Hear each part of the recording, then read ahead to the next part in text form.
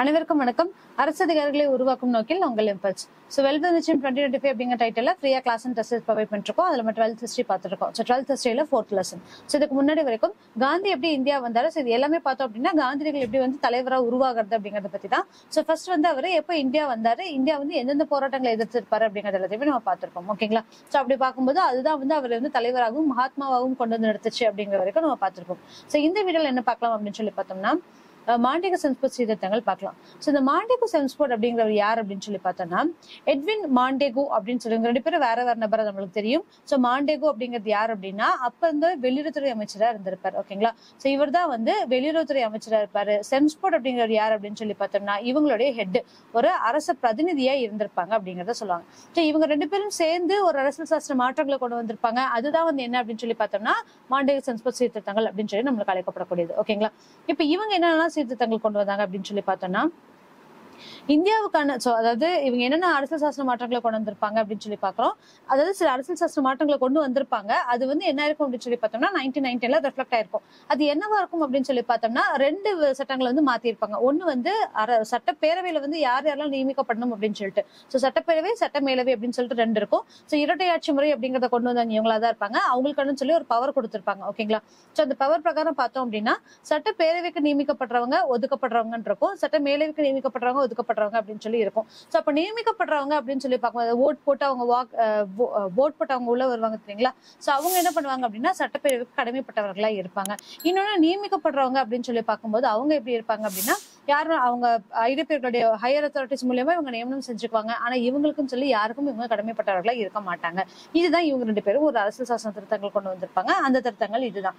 இப்படி இருக்கும்போது என்னாச்சு, ஏன் இதனால என்ன அப்படின்னு சொல்லி பார்த்தோம்னா அகெயின் அதிகாரமும் அவங்களுடைய பவரும் யாருக்கு போயிருக்கும் அப்படின்னா ஹையர் அபிஷியல்ஸ் தான் அந்த பவர் போயிருந்திருக்கும். சோ யாரெல்லாம் வந்து கடமைப்பட்டவர்களா இருந்திருப்பாங்களோ அவங்களுக்கு எந்த பவருமே போயிருந்திருக்காது. சில துறைகள் வந்து ஒதுக்கீடு செஞ்சிருப்பாங்க. அது என்னென்ன பின்னாடி பார்க்கலாம். சில துறைகள் வந்து இவங்களுக்காக சில ஒதுக்கீடு செஞ்சிருப்பாங்க. எல்லாமே வந்து அவங்களுக்கு கீழே கட்டுப்பட்டவங்களா தான் இருந்திருப்பாங்க. ஓகேங்களா? இதனால என்ன இருக்கும் அப்படின்னு சொல்லி பார்த்தோம்னா நம்மளால அதை அக்செப்ட் பண்ணிருக்க முடியாது. சோ எங்களுடைய கண் துடைப்பு தான் நீங்க வழக்கம் போல எப்பவுமே எங்களுக்கு நீங்க செய்யறேன்னு சொல்லிட்டு செய்யாம இருக்கிறதானே அந்த மாதிரியான ஒரு சட்ட சீர்திருத்தங்களா தான் இந்த மாண்டேகு சென்ஸ்போர்ட் சீர்திருத்தங்களும் நம்ம பார்த்திருக்க முடியும். ஓகேங்களா? அதான் இங்க கொடுத்திருப்பாங்க. இப்ப ஜஸ்ட் உள்ள என்னென்ன இருக்கு அப்படிங்கறத பார்க்கலாம். வேற ஒரு ஜஸ்ட் மட்டும் நான் உங்களுக்கு சொல்லிட்டேன். ஓகேங்களா? அப்ப என்ன கொண்டு வந்திருக்காங்க 1919 இந்திய கவுன்சில்கள் சட்டம் அப்படின்னு சொல்லிட்டு இது அழைக்கப்படுது. ஓகேங்களா? எது மாண்டேகு சென்ஸ்போர்ட் கொண்டு வந்த அரசியல் சாசன சீர்திருத்தங்கள். இவங்க என்ன சொல்றாங்க, மாகாண சட்டப்பேரவைகளை பெரும்பான்மையாக தேர்ந்தெடுக்கப்பட்டவர்களுடன் விரிவுபடுத்ததான் இந்த சட்டம் வகை செய்யுது அப்படின்னு சொல்லிட்டாங்க. இரட்டை ஆட்சியின் கீழ் இந்த இடத்துல ஃபர்ஸ்ட் 1919 தான் டயார்கி அப்படிங்கறது கொண்டு வராங்க. இரட்டை ஆட்சி. இந்த இரட்டை ஆட்சியின் கீழ் மாகாண அரசுகளுக்கு நிர்வாகத்துல அதிக பங்கு வழங்கப்படுது. ஓகேங்களா? உங்களுக்கான நிர்வாகத்துல நாங்க பங்கு கொடுக்குறோம், உங்களுக்கு இதான பிரச்சனையா இருக்கு, உங்களையும் நாங்க ரூல் பண்ணி விடுறோம், உங்களுக்கும் சொல்லி அதிகாரங்கள் கொடுக்குறோம், அப்ப நிர்வாகத்துல நீங்களும் பங்கெடுத்துக்கோங்க அப்படிங்கிற விஷயத்த சொல்றாங்க.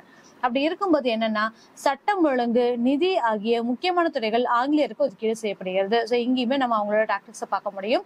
சோ லா அண்ட் ஆர்டரா இருக்கட்டும் இல்ல அவங்களுக்கு வேணுங்கக்கூடிய சட்டம் ஒழுங்கு நிதி பினான்சியல் இஷ்யூஸா இருக்கட்டும் இது எல்லாமே வந்து இந்த டிபார்ட்மெண்ட்ஸ் யார் கீழே இருக்கு, பிரிட்டிஷர்ஸ்க்கு கீழே தான் இருக்கு. சோ மேக்ஸிமம் ப்ராஃபிட் அதுல இருந்தானே வரும். ப்ராஃபிட் அப்படிங்கறத தாண்டி மேக்ஸிமம் ஒரு ஹையர் பொசிஷன் ஒரு அத்தாரிட்டி அப்படிங்கறத என்ன லா அண்ட் ஆர்டர்லயும் பினான்சியல் தான் இருக்கும். அது ரெண்டும் வந்து இந்தியர்களுக்கு கொடுக்காம ஆங்கிலேயர்களுடைய ஒப்படைப்புல வச்சுட்டாங்க.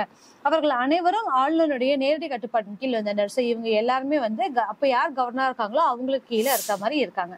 சுகாதாரம், கல்வி, உள்ளாட்சி இந்த டிபார்ட்மெண்ட்ஸ் எல்லாம் யாரு கீழே கொடுத்திருப்பாங்க அப்படின்னு சொல்லி பார்த்தோம்னா இந்திய பிரதிநிதிகளுக்கு மாற்றப்பட்டது. இதெல்லாம் வந்து நீங்க எடுத்துக்கோங்க, நீங்க என்ன சொல்றீங்களோ அது வந்து நாங்க இது பண்றோம் அப்படின்னு சொல்லிட்டு. பட் இந்த மூணுமே யாரு கீழே இருக்கும் அப்படின்னு சொல்லி பார்த்தோம்னா இவங்களுடைய கண்ட்ரோல் கீழே தான் இருக்கும். இது வந்து ஒரு முக்கியமான விஷயமா இருக்கு. அப்போ மாற்றப்பட்ட துறைகளுக்கு பொறுப்பேற்ற அமைச்சர்கள் சட்டப்பேரவைகளுக்கு கடமைப்பட்டவங்களா இருப்பாங்க. இவங்க இதுல இருந்து நீங்க மாறிக்கோங்க அப்படின்னு சொல்றது. மாற்றப்பட்ட ஒதுக்கீடு செய்யப்பட்ட அப்படிங்கறத எங்க சொல்லியிருப்பாங்க. ஒதுக்கீடு செய்யப்பட்ட துறைகளுக்கு பொறுப்பேற்றவர்கள் சட்டப்பேரவைகளுக்கு கடமைப்பட்டவர்கள் இல்லை அப்படிங்கறதா. இதெல்லாம் இவங்களுக்கான ஒதுக்கீடு. இதெல்லாமே வந்து மாற்றப்பட்டது. எண்ட் ஆஃப் த டே யாரா இருக்காங்க அப்படின்னு சொல்லி பார்த்தோம்னா ஐரோப்பியர்கள் தான் அதிக பவர்ஃபுல் பர்சனா இருக்காங்க. இங்க இருக்கக்கூடிய ஒவ்வொரு இந்தியர்களுமே வந்து அவங்களுக்கு கீழே இருக்க வேண்டிய கட்டாயத்துல தள்ளப்படுறாங்க அப்படிங்கறது இதுல சொல்லியிருக்கும். இதுல இன்னொரு விஷயம் என்ன கொடுத்திருப்பாங்க அப்படின்னா சிறப்பு அதிகாரங்களின் கீழ் அந்தந்த மாகாணங்களுடைய ஆளுநர்கள் அமைச்சர்களை அதிகாரம் செய்ய இயலும். உங்களுக்கு புரியுதா? மத்திய மாகாணம் அப்படின்னு சொல்லிட்டு இரட்டை ஆட்சி கொண்டு வந்ததுக்கான ரீசனே சென்ட்ரல்ல ஒரு பவர் இருக்கும், ஸ்டேட்ல ஒரு பவர் இருக்கும். சட்டப்பேரவைகள் இங்க இருக்கும். இங்க இருக்கக்கூடிய ஒதுக்கீடு செய்யப்பட்டவங்க யாரு, நிதியும் சரி சட்ட ஒழுங்கும் சரி, இவங்க டைரக்டா கவர்னர் கீழே தான் இருப்பாங்க. அதனால இவங்க யாரும் எந்த கொஸ்டினும் கேட்க முடியாது. இவங்களுக்கு என்ன இருப்பாங்க அப்படின்னு சொல்லி பார்த்தோம்னா, சுகாதாரம், கல்வி, ஒழுக்கம், உள்ளாட்சி இதெல்லாமே கொடுத்திருப்பாங்க. சோ இப்படி கொடுத்திருக்கவங்களும் என்னவா பண்ணிருக்காங்க அப்படின்னு சொல்லி பார்த்தோம்னா, அவங்கவுங்களுக்கும் சொல்லி துறை நிர்வாக பங்கீடுங்கிறது கொடுத்துட்டாங்க. ஆனாலும் அந்தந்த மாகாணங்களை யார் கவர்னரா இருக்காங்களோ அவங்களுமே இவங்களை சப்ரஸ் பண்ண முடியுங்கிற ஒரு ட்விஸ்டையும் இவங்க வச்சிருப்பாங்க. ஸோ ஆல்ரெடி இவங்க வந்து ஹையரார்கிஸ்க்கு வந்து பொறுப்புடையவர்களா இருப்பாங்க. அவங்க கேள்வி கேட்கறதுக்கு இவங்க பதில் சொல்லிதான் ஆகணும். அது மட்டும் இல்லாம கவர்னரும் சேர்ந்து இவங்களுக்கு அதிகாரம் செய்யக்கூடிய ஒரு கட்டத்துல இருக்காங்க. இந்த அமைப்பு முழுவதுமே நகைப்புக்கிடமை ஆகின. மத்திய சட்டப்பேரவை குறித்து விவரிக்கும் சட்ட அம்சம் 2 அவைகளுடன் இரட்டை அடுக்கு சட்டப்பேரவை மற்றும் மேலவையை உருவாக்கியது. சோ அப்பவே வந்து சட்டப்பேரவை, சட்ட மேலவை அப்படின்னு சொல்லிட்டு இரட்டை அடுக்க வந்து உருவாக்குனாங்க. சோ அப்ப நியமிக்கப்பட்டவங்க, அதுக்கு தேர்ந்தெடுக்கப்பட்டவங்க அப்படிங்கறதா இதுல இருக்கக்கூடிய ஒரு விஷயம். அப்ப மத்திய சட்டப்பேரவையில எத்தனை பேர் இருந்திருப்பாங்க அப்படின்னு சொல்லி பார்த்தோம்னா, மொத்தமா 144 உறுப்பினர்கள் இருக்காங்க. அதுல 41 உறுப்பினர்கள் நியமனம் செய்யப்பட வேண்டும். சோ இப்போ இந்த டைம்ல நம்ம படிச்சுட்டு இருக்கக்கூடிய ஒரு விஷயம் தான். சோ பாலிட்டில நம்ம எல்லாருமே பார்த்திருப்போம். கான்ஸ்டிடியூஷனை பொறுத்த வரைக்கும் பிரசிடென்ட்டுக்கு 12 பேர் நியமனம் செய்ய முடியும். அதே மாதிரி அமைச்சர்களுமே பார்த்தோம் அப்படின்னா நியமன அமைச்சர்கள், தேர்ந்தெடுக்கப்பட்ட அமைச்சர்கள் அப்படின்னு சொல்லி நம்ம பார்த்திருப்போம். ரைட். சோ நியமன அமைச்சர்கள் யார் அப்படின்னு சொல்லி பார்த்தோம்னா, யாரு ஒரு டிபார்ட்மெண்ட்ல ஒரு துறை சார்ந்தவங்க இருக்காங்களோ அவங்க வந்து ஒருத்தங்களுக்கு பொறுப்பு கொடுத்து நியமனம் பண்ணியிருப்பாங்க. சோ அவங்க வந்து ஓட்டிங் ஃபேஸ் பண்ணும் அப்படிங்கக்கூடிய அவசியம் கிடையாது. டெமோக்ரஸி எதுவுமே அவங்க ஃபேஸ் பண்ணிருக்க மாட்டாங்க. அவங்கள வந்து டைரக்டாவே நியமனம் செஞ்சிருப்பாங்க. இப்போ ஃபார் எக்ஸாம்பிள் நம்ம சீஃப் மினிஸ்டர் எடுத்துக்கிட்டோம்னா கூட ஜெயலலிதா பீரியட்ல அவங்க அந்த அம்மா இருக்கும்போது என்ன பண்ணிருப்பாங்க அப்படின்னு சொல்லி பார்த்தோம்னா, அவங்களுக்கு கீழே ஓபிஎஸ் வந்து நீங்க பண்ணுங்க அப்படின்னு சொல்லி சொல்லியிருப்பாங்க. சோ அப்ப அவங்க வந்து ஓபிஎஸ் இது ஓட்டிங் பார்த்திருப்பாங்க, டெமோக்ராட்டிக் இஷ்யூஸ் பார்த்திருப்பாங்க அப்படின்னு கேட்டா கண்டிப்பா இல்ல. அவங்கள நியமனம் செஞ்சுட்டு போயிருப்பாங்க. ஓகேங்களா. ஆனா இவங்க தான் எலெக்ஷன்ல நின்று எலெக்ஷன் விதியே அவங்க போயிருப்பாங்க. இதுதான் டிஃபரன்ஸ். சோ இது அப்படியே வந்து எப்போ ஃபாலோ பண்ணிருக்காங்க அப்படின்னு சொல்லி பார்த்தோம்னா, ஆல்மோஸ்ட் 19th century 20th centuryல வந்து ஃபாலோ பண்ணிருக்காங்க. 1919 பீரியட்லயே ஃபாலோ பண்ணிருக்காங்க. அங்கேயுமே வந்து 2 பேரவை கொடுத்திருக்காங்க. சட்டப்பேரவை ஒண்ணு, சட்ட மேலவை ஒண்ணு அப்படின்னு சொல்லிட்டு இரட்டை அடுக்குகள் கொடுத்திருக்காங்க. அந்த அடுக்குகள் என்ன பண்ணிருக்காங்க அப்படின்னா, மத்திய சட்டப்பேரவையில 144 உறுப்பினர்கள் மொத்தமா இருக்காங்க அப்படின்னா அதுல 41 உறுப்பினர்கள் என்ன பண்ணிருப்பாங்கன்னா நியமனம் செய்யப்பட வேண்டும். மாநிலங்களவை என்று அழைக்கப்பட்ட மேலவையில மொத்தம் 60 உறுப்பினர்கள் இருக்காங்க. அந்த 60 உறுப்பினர்கள்ல 26 நபர்கள் வந்து நியமன உறுப்பினர்களாக இருக்கிறாங்க. சோ இவங்க என்ன பண்றாங்க அப்படின்னு சொல்லி, நியமன உறுப்பினர்கள் வந்து இவங்களுக்கு கடமைப்பட்டவர்கள் இல்ல தானே, அதுதான். சோ கவர்னர் ஜெனரல் மற்றும் அவரது நிர்வாக கவுன்சில் மீது 2 அவைகளுக்கும் எந்த கட்டுப்பாடும் இல்லை அப்படிங்கறதையும் சொல்லிட்டாங்க. சோ கவர்னர் ஜெனரலுக்கோ அங்க இருக்கக்கூடிய நிர்வாக கவுன்சிலுக்கோ வந்து எந்த இதுவுமே கிடையாது. ஆனா மாகாண அரசுகள் மீது மத்திய அரசுக்கு முழு கட்டுப்பாடு இருந்தது. உங்களுக்கு புரியுதா? நான் உனக்கு கேட்கற மாதிரி கேட்கறேன், நீ அடிக்கிற மாதிரி அடி, நான் அழுகிற மாதிரி அழுகிறேன் அப்படிங்கிற மாதிரி ஒரு டிராமா தான். இவங்களுக்கு எந்த ரூலுமே கிடையாதுப்பா, நீங்க இண்டிபெண்டா நீங்க ஃபாலோ பண்ணிக்கலாம், உங்களோட ரூல்ஸ் என்னவோ உங்களுக்காக சொல்லி நாங்க துறைகள் ஒதுக்கீடு செய்யப்பட்டுட்டோம், சோ நீங்க என்ன வேணாலும் பண்ணிக்கலாம், எங்களுக்கு எந்த கவலையும் இல்லை அப்படின்னு சொல்லிட்டு ஒரு ஐ வாஷ் அப்படிங்கறத கொடுத்துட்டாங்க. அந்த விதத்துல கவர்னர் ஜெனரலோ அங்க இருக்கக்கூடிய நிர்வாக கவுன்சிலோ அட்மினிஸ்ட்ரேட்டிவ் கவுன்சிலோ வந்து உங்களை எந்த கொஸ்டினுமே கேட்க மாட்டாங்க. உங்களோட ரூல் நீங்க பண்ணிக்கலாம். ஆனால் என்ன சொல்லிட்டாங்க அப்படின்னா, மாகாணத்துல இருக்கவங்க எல்லாத்துக்குமே மத்திய இருக்கவங்களுக்கு கட்டுப்பட்டவங்க. அப்ப நீ கேட்காட்டி என்ன, நான் கேட்கறேன் அப்படிங்கிற மாதிரி தானே ஒரு விஷயம். இதன் விளைவாக ஐரோப்பிய ஆங்கிலேய அதிகாரிகளின் கைகளில் அதிகாரம் குவிந்திருந்தது. இதுதான் வந்து முக்கியமான விஷயம். அப்ப என்ன பண்ணிட்டாங்க, நம்மளுக்கு அதிகாரம் கொடுக்குற மாதிரி கொடுத்துட்டு, ஆனா எண்ட் ஆஃப் தி டே யார் அதிகாரம் அதிகமா வச்சிருப்பாங்க அப்படின்னு சொல்லி பார்த்தோம்னா பிரிட்டிஷர்ஸ் தான். வாக்களிக்கும் உரிமையும் தொடர்ந்து கட்டுப்பாடுகளை கொண்டிருந்தது. அப்படி ஓட் போட்டு நம்ம தேர்ந்தெடுத்துக்க முடியும்ல நம்மளால. அப்ப எங்களுக்கு யார் வேணுமோ நாங்க ஓட் போட்டுக்கிறோம் அப்படின்னு சொல்லி பார்த்தோம்னா அகைன் அங்கேயும் அப்ப பிரிட்டிஷர்ஸ் இந்தியஸ் எதுக்காக அவங்களுக்கு ஓட் போடணும்? சோ அதையுமே வந்து நம்ம கொடுத்துட்டோம் அப்படின்னா அவங்களுடைய லீகல் பவர்ஸ் போயிடும் அப்படிங்கறதுனால அதுவுமே அவங்களுடைய கண்ட்ரோல்ல மட்டுமே வச்சிருந்தாங்க அப்படிங்கறதையும் சொல்லியிருக்காங்க. பிரிட்டனோட போர் முயற்சிகளுக்கு நிபந்தனையற்ற ஆதரவு கொடுத்த இந்தியாவினுடைய யூஸ்வலா என்ன பண்ணுவோம், நீங்க என்ன வேணாலும் எங்களுக்கு செய்யுங்க, நாங்க உங்களுக்கு சப்போர்ட் பண்றோம் அப்படிங்கறது தானே. சோ ஃபர்ஸ்ட் வேர்ல்ட் வார் தானே முதல் நம்ம எக்ஸ்பெக்ட் பண்ணோம். அப்ப என்ன இஷ்யூஸ் நடந்துட்டு இருந்தாலும் நம்ம என்ன பண்ணுவோம், ஓகே நம்மளுக்காக இவங்க சொல்லிட்டாங்க, அப்ப நம்ம சத்தியத்தை கட்டுப்பட்டு நடக்கணும் அப்படின்னு சொல்லிட்டு நம்ம வந்து 101% அவங்களுக்கு உண்மையா இருந்திருப்போம். ஆனா அட் த சேம் டைம் அவங்க நம்மளுக்கு அந்த ஒரு ஜஸ்டிஸையோ அவங்க நம்மளுக்கு அந்த ஒரு அக்கறையோ காட்டியிருப்பாங்களா அப்படின்னு சொல்லி கேட்டா கண்டிப்பா காட்டியிருக்க மாட்டாங்க. அப்ப பிரிட்டனோட போர் முயற்சிகளுக்கு நிபந்தனையற்ற ஆதரவு கொடுத்த, அதுவுமே வந்து இவ்வளவுதான் அப்படின்னு சொல்றது கிடையாது, நிபந்தனையற்ற ஆதரவு கொடுத்த இந்தியாவின் பொதுநலன் மீது அக்கறை கொண்ட மக்கள் இன்னும் நிறைய எதிர்பார்த்தனர். வழக்கம் போல நம்ம வச்சு கழுத்தெடுத்துட்டாங்க அப்படிங்கறத இதுல இருக்கக்கூடிய ஒரு விஷயம்.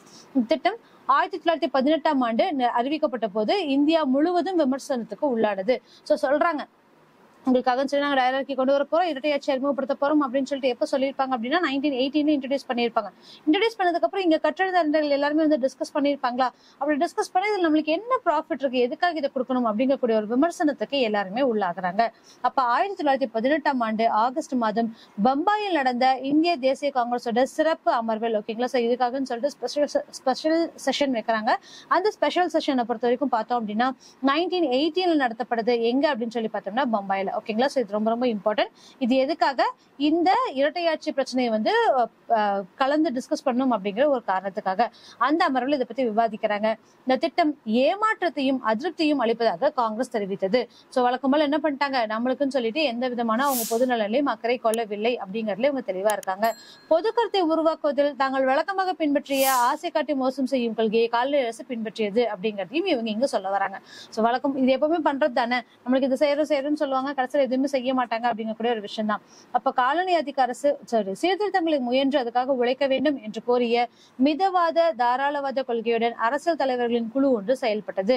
இப்ப இங்க மறுபடியும் என்ன பண்றாங்க, சீர்திருத்தங்களை முயன்று அதற்காக உழைக்க வேண்டும். அப்ப எங்களுக்கான சீர்திருத்தங்கள் பர்ஃபெக்டா இருக்கணும், நீங்க கொடுக்கறதெல்லாம் சீர்திருத்தங்கள் கிடையாது அப்படின்னு சொல்லிட்டு அகைன் இவங்க வந்து ப்ராப்பரான முறையில போகணும் அப்படின்னு சொல்லிட்டு மறுபடியும் மக்கள் வந்து இதுல இருந்து செப்பரேட் ஆகுறாங்க, ஓகேங்களா. அப்ப மிதவாத தாராளவாத கொள்கையுடைய அரசியல் தலைவர்களின் குழு வந்து செயல்படுது. இதுல யார் இருக்காங்க அப்படின்னு சொல்லி பார்த்தோம்னா சுரேந்திரநாத் பானர்ஜி தலைமையிலான இந்த குழு பெரும்பான்மை கருத்தை எதிர்த்ததோடு இந்திய லிபரல் கூட்டமைப்பு, இது ரொம்ப ரொம்ப இம்பார்ட்டன்ட், இந்திய லிபரல் கூட்டமைப்பு அப்படின்னு சொல்றது. இந்த லிபரல் ஃபெடரேஷன் அப்படிங்கிறது என்ன அப்படின்னு சொல்லி பார்த்தோம்னா தாராளமயமான கொள்கை அப்படின்னு சொல்றது. சோ இந்த கட்சியோட தலைவர் யாரா இருப்பாங்க அப்படின்னு சொல்லி பார்த்தோம்னா சுரேந்திரநாத் பானர்ஜி, ஓகேங்களா. So SN. பானர்ஜி, இது ரொம்ப ரொம்ப இம்பார்ட்டன்ட். எஸ்.என். பானர்ஜி இந்திய லிபரல் ஃபெடரேஷன், அதாவது இந்திய லிபரல் கூட்டமைப்பு, தாராளமயமாக்க கூட்டமைப்பு அப்படிங்கறது உருவாக்கி இருப்பாரு.